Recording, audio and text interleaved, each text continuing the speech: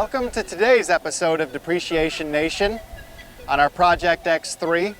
And today we're going to replace this, the 4x4 actuator that is responsible for so many lights on the dashboard.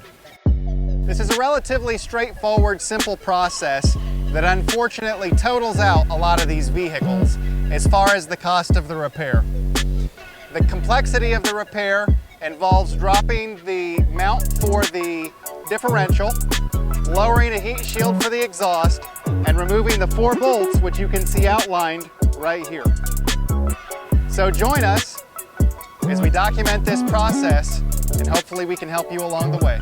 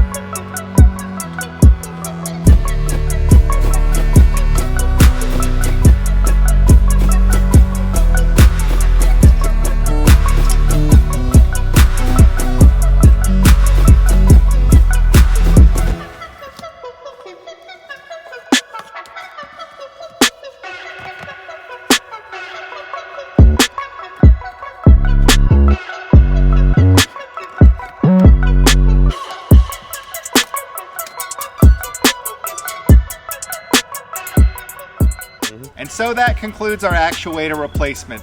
Thanks for joining us, and stay tuned next week when we start to address the motor issues.